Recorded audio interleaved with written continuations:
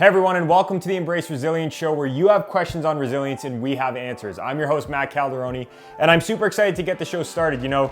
Quick little backstory on where this whole little series is or show was starting from. We were getting some different kinds of DMs and story responses on our different social pages, and we figured, you know what, if somebody has that one question, chances are there's a couple other people that do as well. So we wanted to start just a little show that will answer them publicly so that you can get the answers that you need, and we can of course make sure to kind of give you the right kind of advice, not just advice that's generalized or kind of here and there, kind of, just gray area. We want to give you something specific so that you can have these questions answered and get the results that you want. So without further ado, let's get right into question number one. The question from Gleb asks, how do you be better at resilience? So Gleb, that's a great question, but there's so many different rabbit holes we could go down on this one, right? Like, that's such a generalized kind of topic, but let's really break this down, and I think this is where we can draw some clarity on this. I'm gonna challenge anybody tuning into this to start seeing resilience as this holistic trait instead of just a mental skill. Here's what I mean by this. You can have all the right mental skills that you need. You can do the meditation, you can do the visualizing, you can be sure of yourself, you can focus the right ways, you can have the right adaptability skills, and you might mentally be great. But if your body's not in tune with that, your body's not ready to adapt, your skills aren't ready to adapt physically, and your social side of being able to understand the environment and understand the people around you isn't ready to be adapted to as well, you're not gonna get the full response that you're looking for, right? You're not gonna get the full response from yourself. Sure, you'll be able to take control of your focus and kind of find a way to get through it, but we don't want to just get through it here at Molliteum. We want to be able to give you the skills that you need to go right to the next level. So you need to look at resilience as this holistic thing. So how do we get better at that? Well, to keep it very simple, you need one thing mentally you get better at each month, one thing physically that you get better at each month, and one thing socially that you get better at each month. Why? Resilience is this holistic trait, like I mentioned, that has different components to it. Social resilience being having the skills that you need to adapt to the environment, meaning the people, the environment itself physically, whatever it might be, but being able to adapt to that environment mentally, then of course means that you have the mental skills that you need in order to adapt to anything that's thrown at you. And then the last part is a physical resilience, or having the physical skills that you need so that your body can adapt to the environment that's around you. So pick one thing each month. One month it might be in an off season, let's say strength for the physical side, because that's what you're getting after. Maybe then mentally, it's being able to focus in on one rep at a time. And then socially, maybe you're building a communication skill. Those are three great things. You do it for 30 days, you measure it out, and you ask yourself at the end of the 30 days, did I really get better at this? Yes? Okay, great. How do I take another step? And you keep doing that.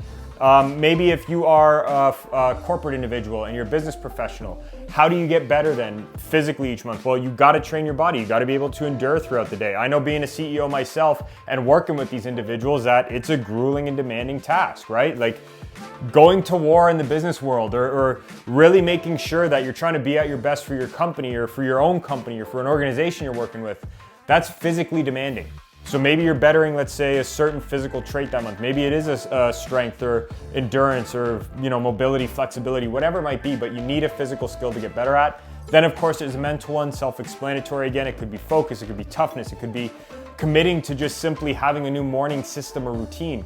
Very important. And then the last part is the social one, right? The communication, the leadership, being able to better understand your environment, film watching, whatever it might be. Having these traits, one a month, 30 days, go in on them, and I promise you by the end of that month, you will be leaps and bounds ahead of your competition.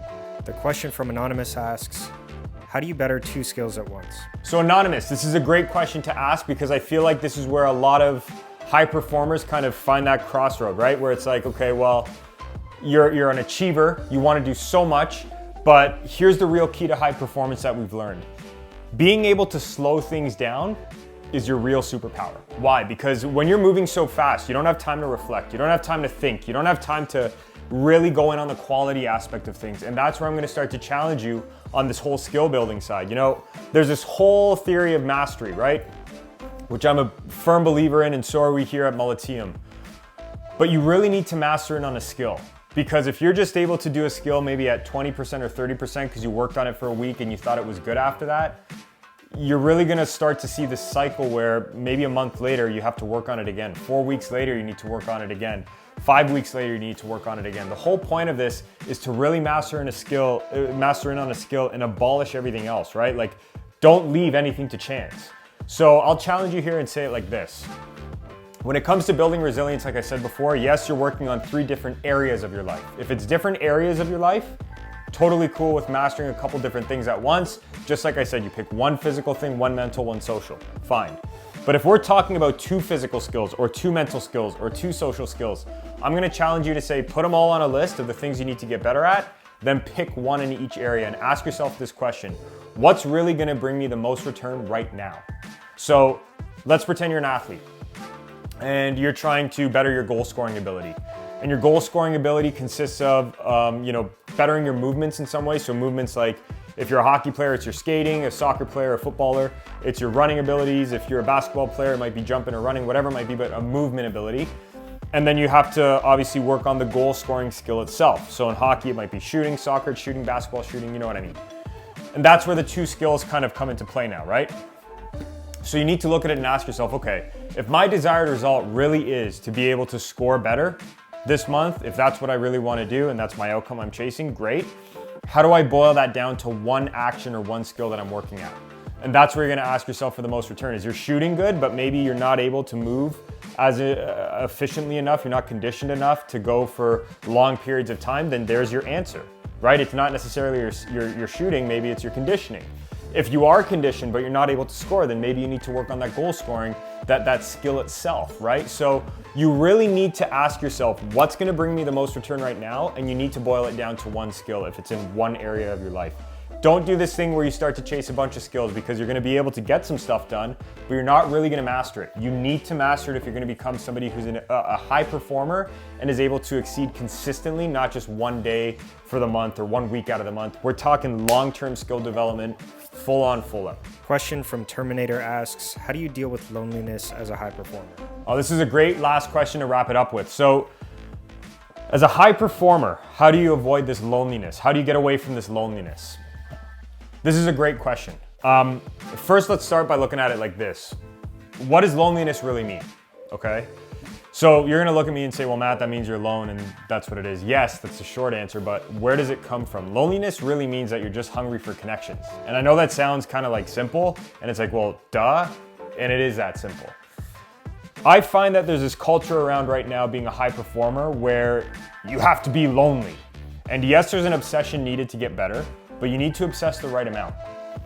What I mean by that is, you need to draw some very fine lines between your priorities in life. Being lonely doesn't necessarily mean that you can't see anybody, and I'll talk about a circumstance where sometimes that comes into play, but usually that's not it.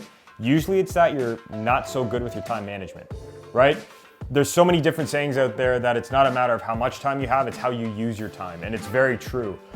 I've seen athletes that we've worked with who have done everything you could think of in regards to accomplishment and still are able to have a personal life that they need, a social life, a fun nightlife when they want to, and so on.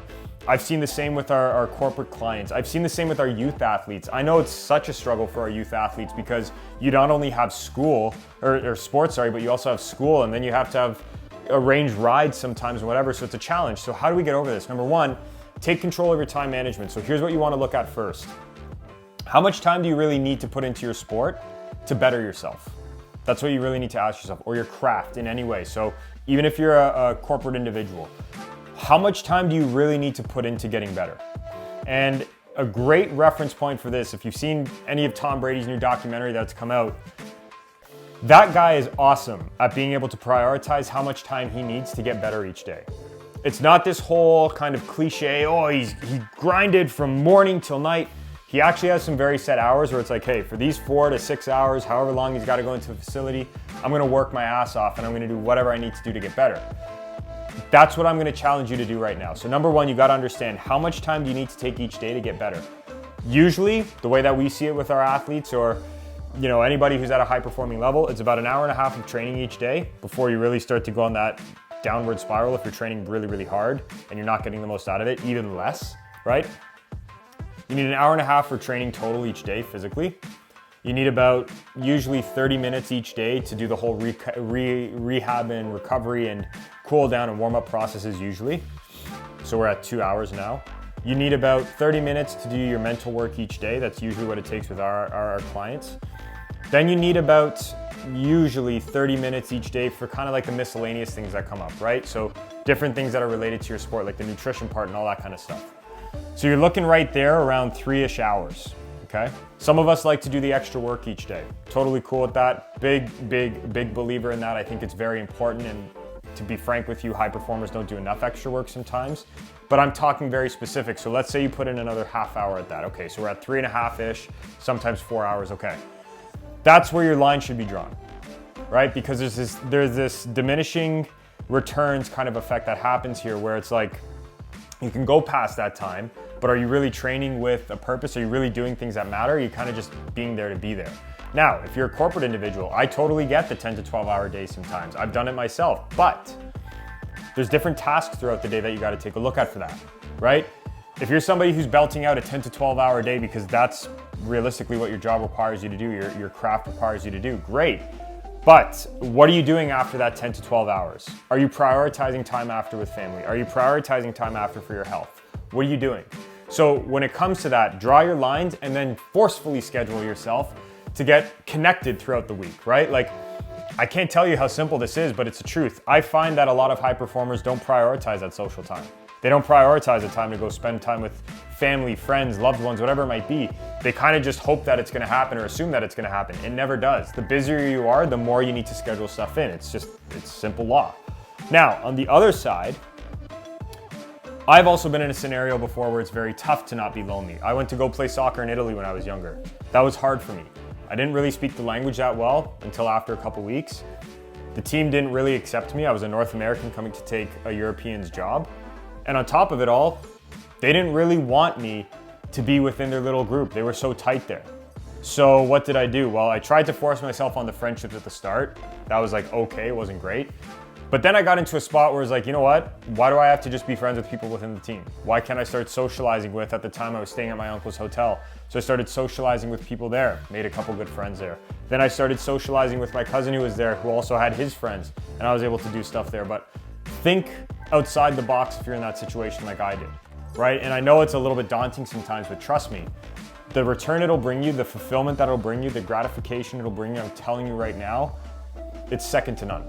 And if you're gonna be somebody who's on this journey of high performance, you do have to realize part of this journey, part of this quest, if you will, is to make sure that you're enjoying yourself doing it. Are you gonna absolutely love the work? No, but can you love the rest of your day? Yes. And you need to look at it like that. So there we have it. Episode number 1 of the Embrace Resilience show in the books. This was awesome to do. I'm excited to see the different questions asked. So where can you find us? Well, Instagram, Facebook, Twitter. If you're gonna be using a platform with a hashtag on Twitter, make sure to tweet us, Embrace Resilience, and we'll be able to answer your questions. We check those hashtags weekly. If you're on Instagram, we usually put out a question once a week at the start of the week asking you, what do you want to know about resilience? Ask away.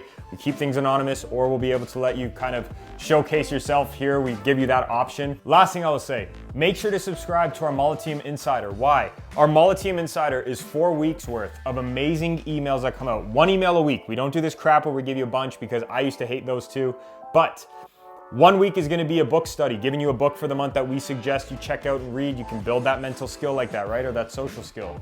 Another week is gonna talk about the podcast episodes and what they're featuring, and you can see if it's something that pertains to you, if you can get some value from it. Check it out. The next week, we're gonna be talking about a different product or some sort of a product that we like from one of our partners, or it could be a nutrition supplement that some of our athletes are using. It could be like a performance watch or a tracker that some of our corporate individuals are using. Regardless, we're gonna be doing one product review. And the last thing we're gonna be doing is teaching you a little bit about what kind of opportunities you have right now to interact with us at Molliteum, what kind of different programs are there on sale sometimes, or what different promotions we're having going on, because we believe that everybody deserves to find their true potential. So there you have it. Embrace resilience. We'll see you all next week.